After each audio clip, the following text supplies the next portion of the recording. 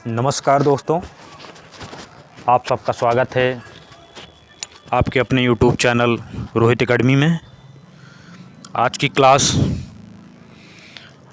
आदिकाल के संदर्भ में आचार्य रामचंद्र शुक्ल के महत्वपूर्ण कथन से संबंधित है, जो एक महत्वपूर्ण टॉपिक है आगामी परीक्षाओं के लिए और जो भर्तियां आ रही हैं उसमें महत्वपूर्ण रूप से ये सब ऐसे प्रश्न पूछे जाते हैं। तो आज का टॉपिक एक महत्वपूर्ण टॉपिक है। अगर आप इस चैनल पर नए हैं तो चैनल को सब्सक्राइब कर लीजिए और अधिक से अधिक शेयर कीजिए ताकि अधिक से अधिक लोग चैनल पर जुड़ सकें। तो आचार्य रामचंद्र शुक्ल जी जो हैं हिंदी साहित्य के एक बहुत ही महत्वपूर्ण लेखक हैं और उनके विचार जो हैं आदिकाल से संबंधित उसी पर यह टॉपिक है। तो चलिए आज की क्लास यहीं से शुरू करते हैं। जो आचार्य रामचंद्र शुक्ल जी के प्रमुख कथन हैं, पहला जो है इसमें प्राकृत की अंतिम अभ्रंश अवस्था से ही हिंदी साहित्य का आविर्भाव माना जा सकता है। आचार्य रामचंद्र शुक्ल जी ने जो आदिकाल के विषय में अपने संदर्भ में मत दिए हैं, उन्होंने कहा है प्राकृत की अंतिम अभ्रंश अवस्था से ही हिंदी साहित्य का आविर्भाव माना जा सकता है। जो प्राकृत की अंतिम अवस्था है वहीं से ही हिंदी साहित्य का आविर्भाव माना जा सकता है। आचार्य रामचंद्र शुक्ल का यह पहला कथन है आदिकाल के लेकर।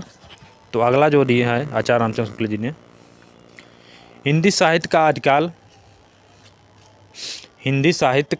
आदिकाल संवत 1050 से लेकर संवत 1375 तक, अर्थात महाराज भोज के समय से लेकर हमीर देव के समय के कुछ पीछे तक माना जा सकता है। जो आदिकाल है दोस्तों, आचार्य रामचंद्र शुक्ल जी का कहना है कि हिंदी साहित्य का आदिकाल संवत 1050 से लेकर 1375 तक, अर्थात महाराज भोज के समय से लेकर हमीर देव के समय के कुछ पीछे तक माना जा सकता है। जो आदिकाल का समय है आचार्य रामचंद्र शुक्ल जी का ये है। तो अगला जो दोस्तों है आचार्य रामचंद्र शुक्ल का अगला जो कथन है, अभ्रंश नाम पहले पहल बल्लवी के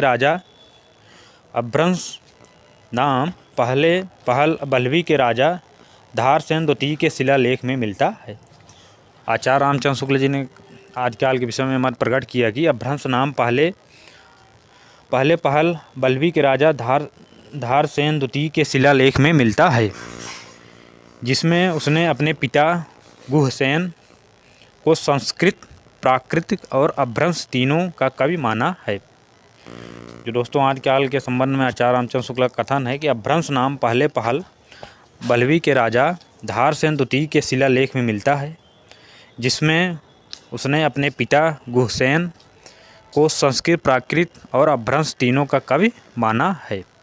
जो गुहसेन है दोस्तों, वो अपने पिता को संस्कृत, प्राकृत और अभ्रंश तीनों का कवि माना है। अगला है दोस्तों, सिद्धों के उद्घृत रचनाओं की भाषा देश भाषा मिश्रित अभ्रंश या पुरानी हिंदी की काव्य भाषा है। आदिकाल के विषय में दोस्तों जो आचार्य शुक्ल जी का जो मत है कि सिद्धों की उद्घृत रचनाओं की भाषा देश भाषा मिश्रित अभ्रंश या पुरानी हिंदी की काव्य भाषा है। तो दोस्तों ये आचार्य रामचंद्र शुक्ल जी के आदिकाल के विषय में अपने मत हैं। तो अगला दोस्तों, पुरानी हिंदी की व्यापक काव्य भाषा का ढांचा सौर सेनी प्रसूत अभ्रंश अर्थात ब्रज और खड़ी बोली का था। जो आदिकाल के विषय में दोस्तों शुक्ल जी का विचार है कि पुरानी हिंदी का व्यापक काव्य भाषा का ढांचा सौर सेनी प्रसूत अभ्रंश अर्थात ब्रज भाषा और खड़ी बोली का था।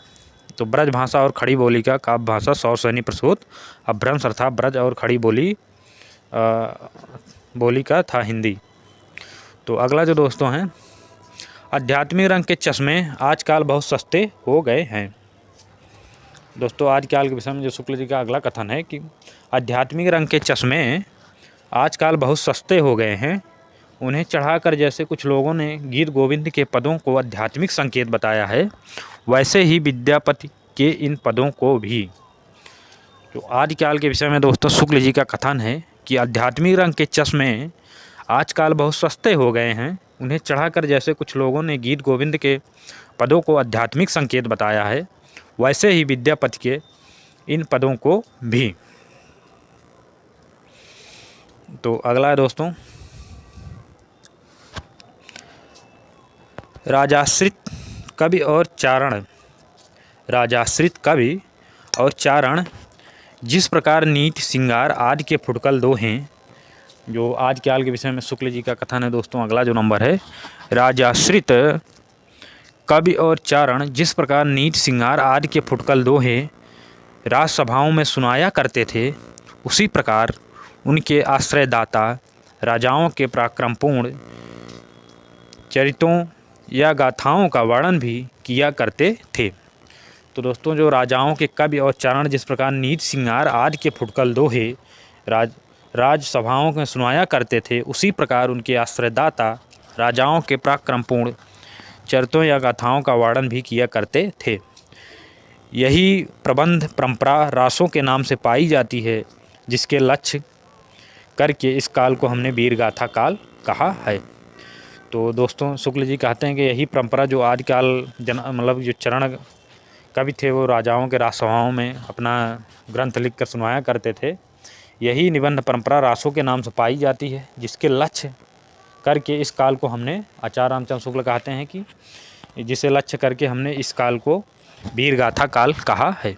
तो दोस्तों आज का यह क्लास आदिकाल के संदर्भ में आचार्य रामचंद्र शुक्ल जी के कथन से महत्वपूर्ण कथन से संबंधित था। तो यह एक महत्वपूर्ण क्लास था। अगर आप इस चैनल पर नए हैं तो चैनल को सब्सक्राइब कर लीजिए और अधिक से अधिक शेयर कीजिए, ताकि अधिक से अधिक लोग जुड़ सकें और नए क्लास की अपडेट उन्हें मिलती रहे। तो आज की क्लास इतना ही, धन्यवाद। नए क्लास की नए टॉपिक पर नए क्लास जो होगी वो नए टॉपिक होगी। तो धन्यवाद।